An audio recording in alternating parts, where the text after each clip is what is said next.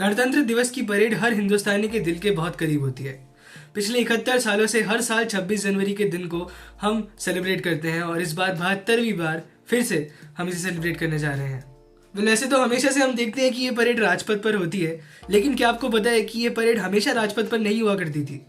अच्छा, आपको ये पता है कि 21 तोपों की सलामी में 21 तोपें नहीं यूज होती?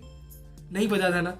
आज ऐसी ही बहुत सारी जानी अनजानी मज़ेदार बातें हम लोग करने जा रहे हैं। एक बहुत ही मज़ेदार डिस्कशन हम लोग करेंगे और आपके लिए लेके आया हूँ मैं रिपब्लिक डे की परेड से जुड़े बहुत सारे ऐसे फैक्ट्स जो शायद आपको नहीं पता थे और जानने के बाद ज़रूर आप खुश हो जाएंगे।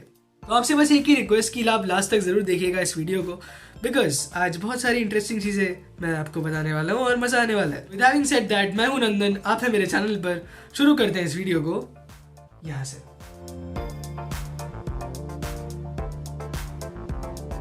गणतंत्र दिवस को मनाने का सिर्फ एक ही रीज़न है, वो ये है कि 26 जनवरी 1950 के दिन भारत ने अपना संविधान अपने ऊपर लागू कर लिया था। मतलब 26 जनवरी 1950 से पहले इंडिया में गवर्नमेंट ऑफ इंडिया एक्ट चलता था जो 1935 में ब्रिटिश गवर्नमेंट लेकर आई थी, लेकिन 1950 26 जनवरी के दिन से भारत ने अपना खुद का संविधान अपना लिया। और वैसे कहने को तो संविधान 26 नवंबर 1949 को बनकर रेडी हो गया था, लेकिन वेट किया गया 26 जनवरी 1950 का, क्योंकि उस दिन एक चीज़ की एनिवर्सरी थी, वो है पूर्ण स्वराज दिवस। तो जैसे मैंने बोला कि हमेशा से ये परेड राजपथ पर नहीं हुआ करती थी, मेरा मतलब ये था कि ये परेड जो है राजपथ पर 1955 से शुरू हुई।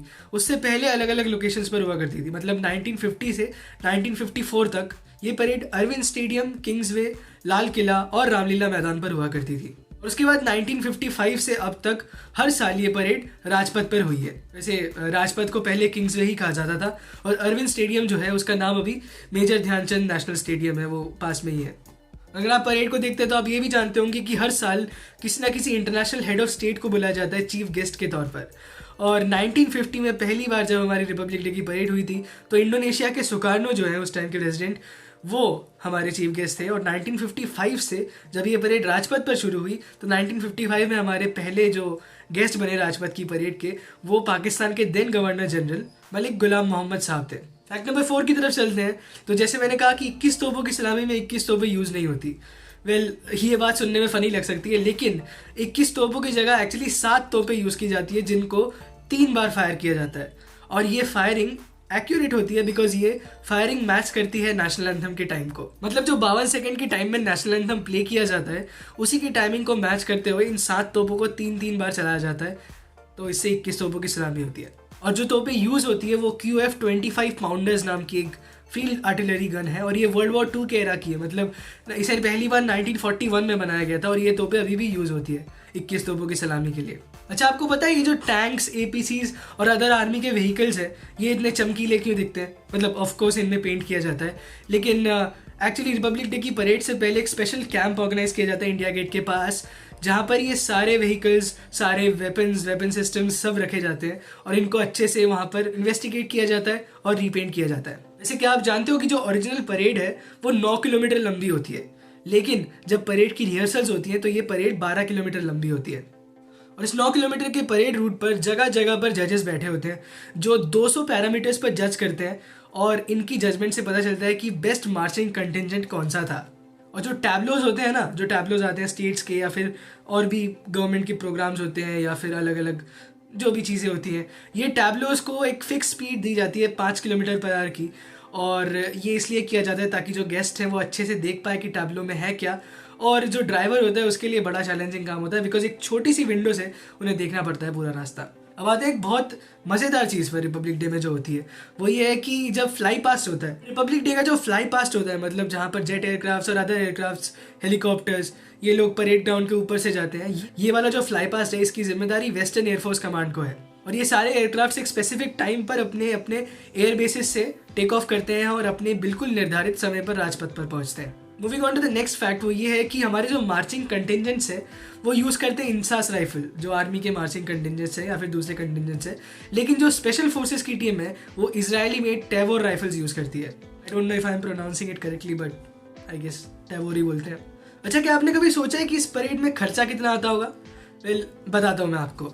2001 में एक RTI की गई थी कि परेड में कितना खर्चा आता है, तब पता चला था कि 145 करोड़ रुपए का खर्चा आता है इस परेड को कराने में। Not only this parade but जो पूरी रिपब्लिक डे की सेलिब्रेशंस है। लेकिन 2014 में एक बार फिर से आरटीआई डाली गई, जिससे पता चला कि वो खर्च 145 करोड़ से बढ़ के 320 करोड़ हो चुका है। तो अभी भी और बढ़ गया होगा आई गेस। इस टाइम 24,000 गेस्ट आ रहे हैं, जिनमें से 19,000 इन्वाइटेड लोग हैं और बाकी 5,000 जो हैं वो कॉमन पब्लिक के लिए है। पिछले साल भी कोविड के चलते 25,000 की लिमिट रखी गई थी, लेकिन आपको अगर बताऊं मैं 2020 में कोविड के आने से पहले ये परेड की जो ऑडियंस थी वो 1,25,000 थी। मतलब हम देख सकते हैं कि social distancing and other norms को फॉलो करने के बाद ये नंबर बहुत घटा दिया गया है। अच्छा, वैसे इस बार परेड 10:30 बजे से 10 बजे से नहीं है। मतलब नॉर्मली 10 बजे से शुरू होती है, लेकिन इस बार 10:30 से होगी, क्योंकि पुअर विजिबिलिटी के चलते अच्छे खासे सीन्स दिखते नहीं है। तो 10:30 से परेड होगी, ध्यान रखना इस बात का। और एक और मेजर चेंज है, वो ये है कि हर साल जो रिपब्लिक डे की सेलिब्रेशंस है वो 24 जनवरी से लेकर 29 जनवरी तक चलती है। मतलब शुरू होती है 24 जनवरी को और खत्म होती है बीटिंग द रिट्रीट से। लेकिन इस बार और आने वाले हर साल में ये जो सेलिब्रेशंस है वो 23 जनवरी से शुरू होंगी, कंसिडरिंग नेताजी सुभाष चंद्र बोस का बर्थडे। वैसे है तो कई सारे और भी फैक्ट्स, लेकिन आज इतने ही डिस्कस करते हैं। आई होप आपको वीडियो पसंद आया होगा। अगर आया तो ज़रूर लाइक कीजिएगा। कुछ नया जानने को मिला, कुछ नया सीखने को मिला, ज़रूर अपने दोस्तों को भेजिए।